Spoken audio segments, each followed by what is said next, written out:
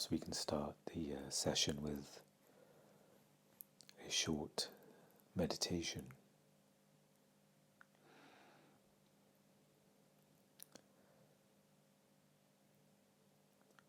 It's easy to associate meditation with an event, something you have to arrange, something you have to set a lot of time aside to do. But a meditation can be, you have a spare couple of minutes even. You can even, before going into a work meeting or before seeing a friend, or you can perhaps take 5 conscious breaths.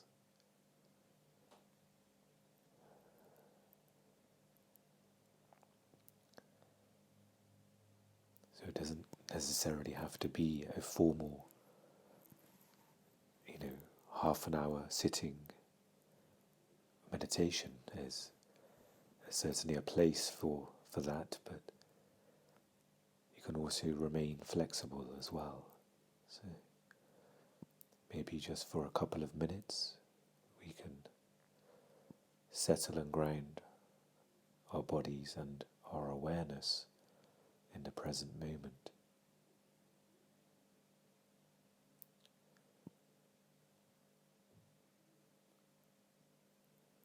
And if it helps, you can use your breath as the anchor to anchor your awareness in the present moment by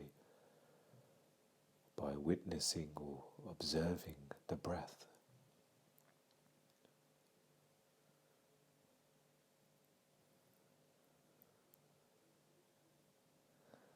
Sometimes this can be a challenge. I find I get conscious about my breath, and it's hard to let it flow naturally. When you place your awareness on it, it's almost as if you don't know how to breathe naturally. You're consciously breathing in forcefully and breathing out. So for those who may find this challenging, just allow the breath to be, and if there is some effort there, just allow that to be as well. Just rest your awareness as best you can on the flow of your in-breath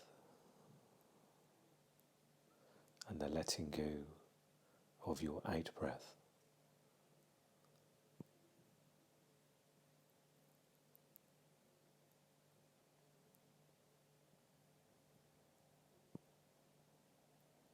You're simply noting the in-breath and noting the letting go in the out-breath.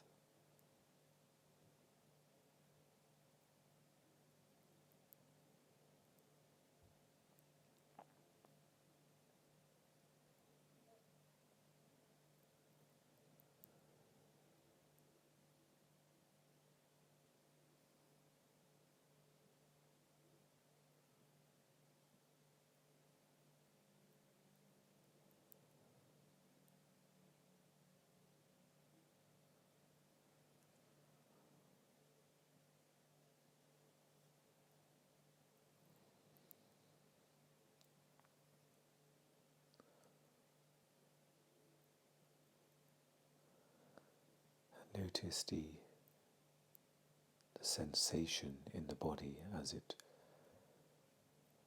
you become aware of your breathing.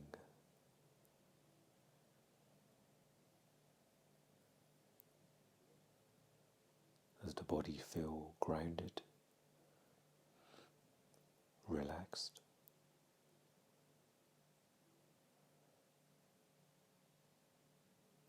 Can you sense any tension in the body as you watch the breath?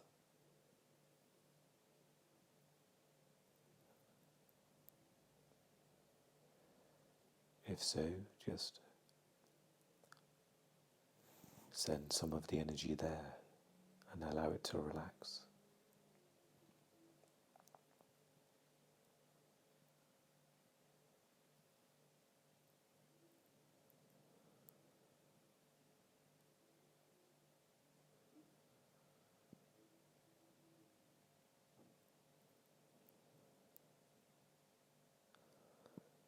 If you notice your breath is shallow, maybe use your diaphragm to breathe. So allow the diaphragm to rise as you breathe in. Let it fall as you breathe out.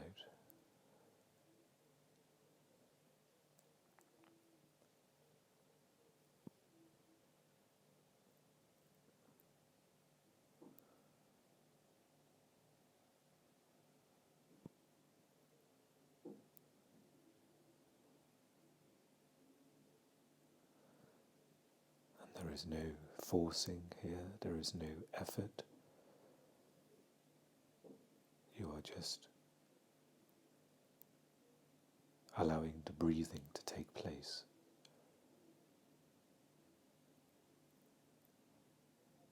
And you are accepting the present moment as it is. There's no state we are chasing or trying to create. Just the in-breath and the out-breath.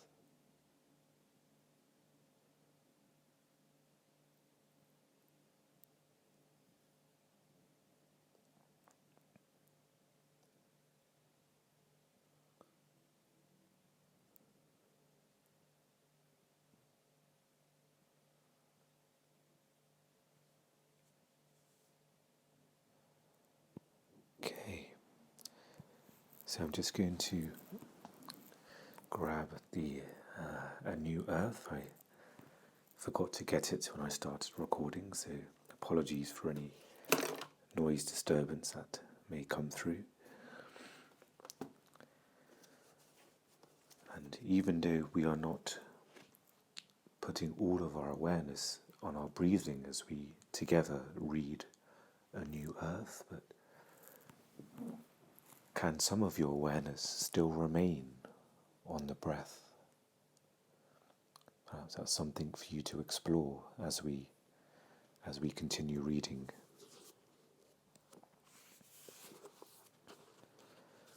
So we are still on chapter 2, and we are reading this section by section. So there are 10 chapters in A New Earth, and each chapter has several sections within it. And the title of this passage is The Voice in the Head. I'm sure something we can all relate to very well. That first glimpse of awareness came to me when I was a first-year student at the University of London. I would take the tube, subway, twice a week to go to the university library, usually around 9 o'clock in the morning, toward the end of the rush hour. One time, a woman in her early 30s sat opposite me.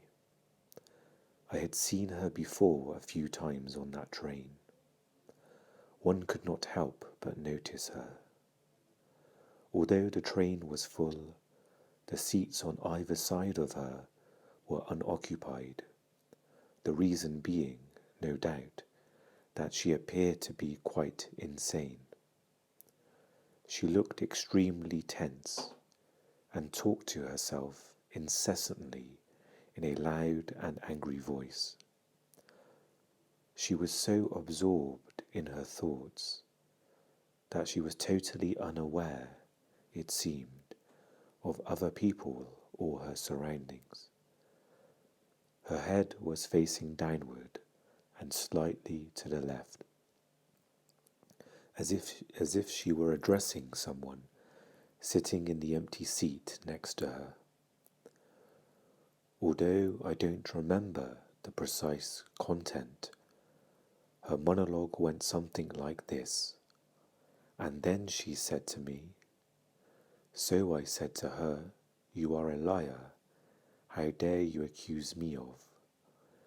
When you are the one who has always taken advantage of me, I trusted you and you betrayed my trust.'" There was the angry tone in her voice of someone who has been wronged, who needs to defend her position lest she become annihilated. As the train approached Tottenham Court Road Station, she stood up and walked toward the door, with still no break in the stream of words coming out of her mouth. That was my stop too, so I got off behind her. At street level, she began to walk toward Belford Square, still engaged in her imaginary dialogue, still angry, accusing and asserting her position. My curiosity aroused. I decided to follow her as long as she was walking in the same general direction I had to go in. Although engrossed in her imaginary dialogue, she seemed to know where she was going. Soon we were within sight of the imposing structure of Senate House, a 1930s high-rise, the university's central administrative building and library. I was shocked. Was it possible that we were going to the same place? Yes, that's where she was heading. Was she a teacher, a student, an office worker, a librarian? Maybe she was some psychologist's research project. I never knew the answer. I walked 20 steps behind her, and by the time I entered the building, which ironically was the location of the headquarters of the Mind Police in the film version of George Orwell's novel 1984, she had already been swallowed up by one of the elevators. I was somewhat taken aback by what I had just witnessed. A mature, first-year student at 25.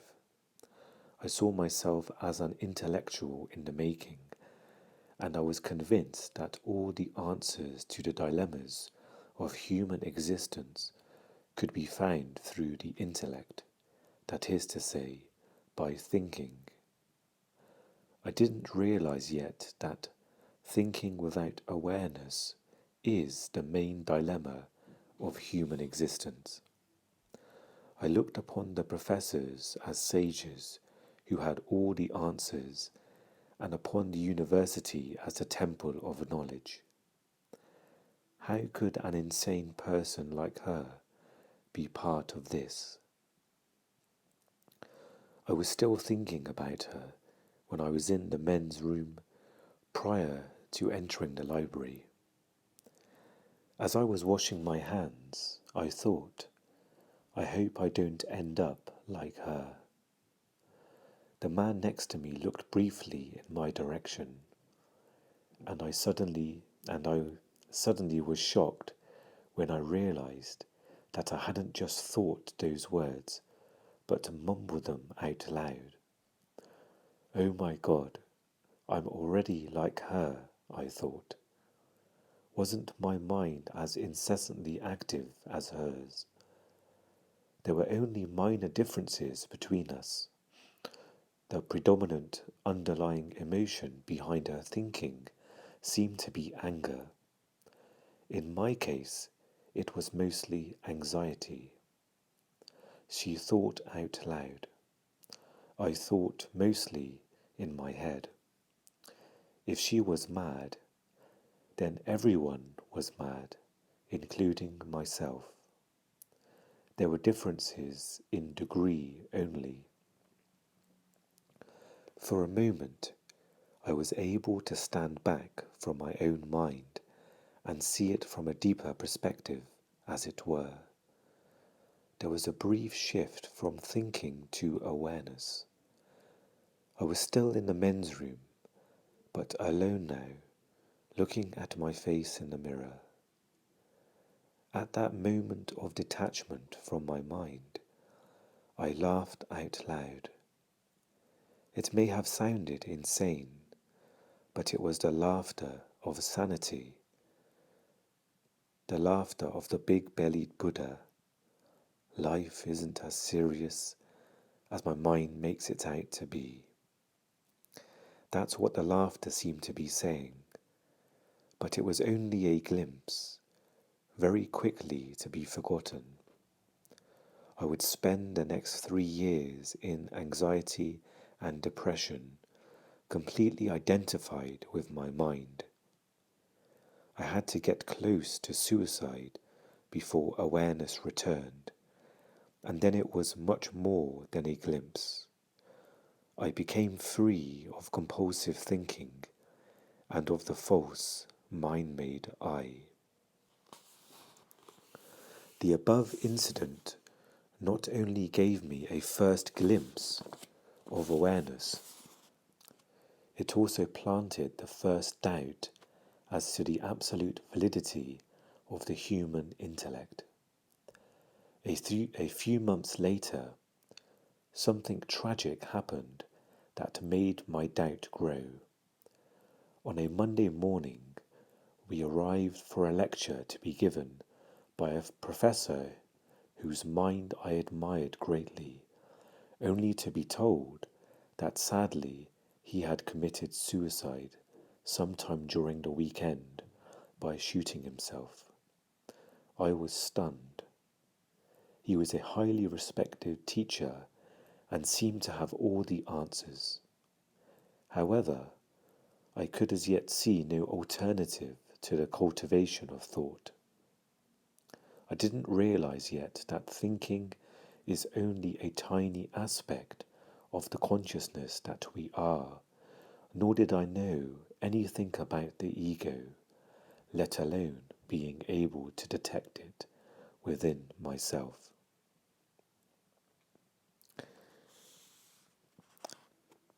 And the next section is titled Content and Structure of the Ego. It's a relatively short section, so I'll read this to end the episode. The egoic mind is completely conditioned by the past. Its conditioning is twofold. It consists of content and structure. In the case of a child who cries in deep suffering because his toy has been taken away, the toy represents content. It is interchangeable with any other content, any other toy or object. The content you identify with is conditioned by your environment, your upbringing, and surrounding culture. Whether the child is rich or poor, whether the toy is a piece of wood shaped like an animal or a sophisticated electronic gadget makes no difference as far as the suffering caused by its loss is concerned. The reason why such acute suffering occurs is concealed in the word my, and it is structural. The unconscious compulsion to enhance one's identity through association with an object is built into the very structure of the egoic mind. One of the most basic mind structures through which the ego comes into existence is identification. The word identification is derived from the Latin word idem, or idem, not sure how to pronounce that, meaning same, and facere or facere, which means to make. So when I identify with something, I make it the same. The same as what? The same as I. I endow it with a sense of self, and so it becomes part of my identity. One of the most basic levels of identification is with things. My toy later becomes my car, my house, my clothes, and so on. I try to find myself in things, but never quite make it and end up losing myself in them. That is the fate of the ego.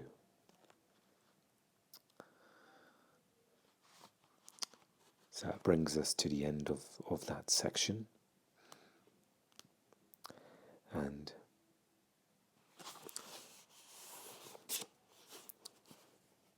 I won't analyze or talk too much about the sections we've read or any sections I come across that are, straightforward in the way they are written.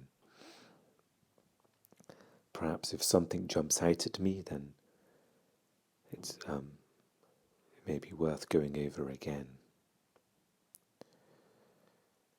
So the two sections we've read today is the voice in the head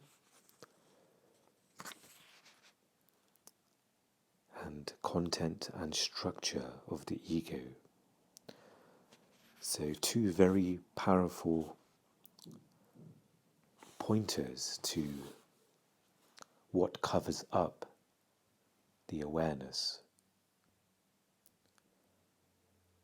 So when we look at the voice in the head, something so natural, something that's almost nurtured as we grow. And a key line that stuck out to me is, I'm paraphrasing this here, but thinking without awareness.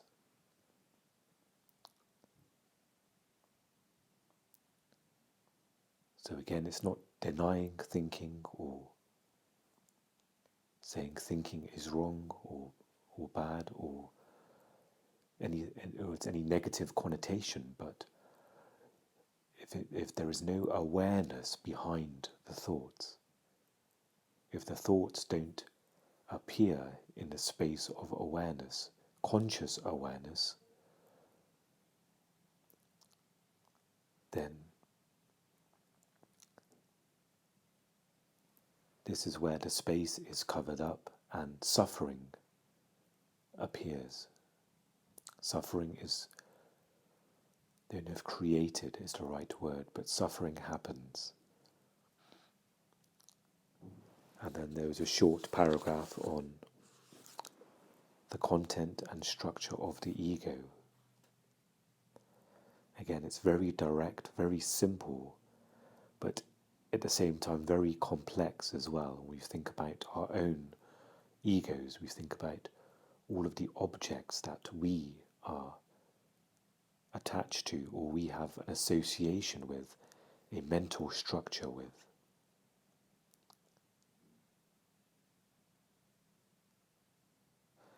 And towards the end it says, I try to find myself in the things.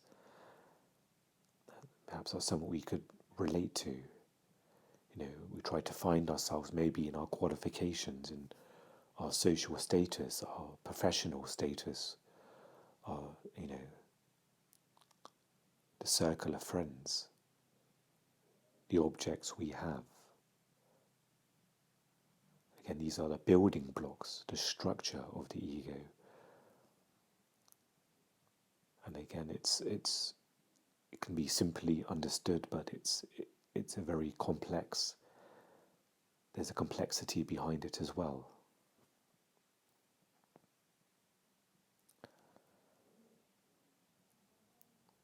So, two great, powerful areas for us to reflect upon.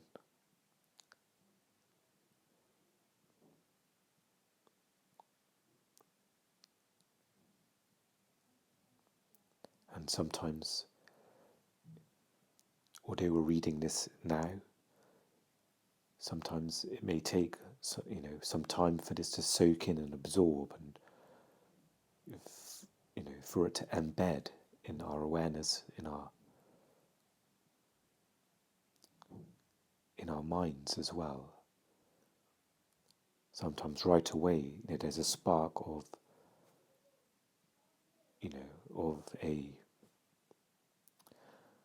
I'm quoting Oprah here, an aha moment, as Oprah says, of understanding. But sometimes it comes up, it may even come up, in a situation, and you may come out of the situation realizing, oh, that was my ego there. That was my ego at work. There's a new understanding, a perspective on the ego.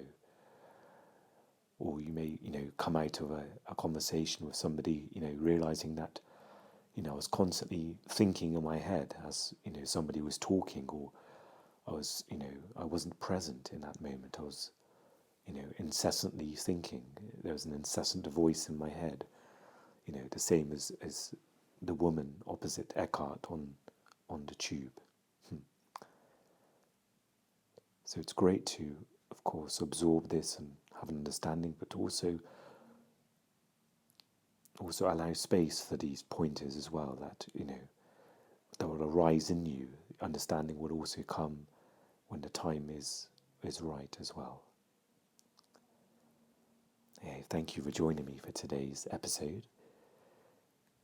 I wish you well, and I will speak to you again very soon.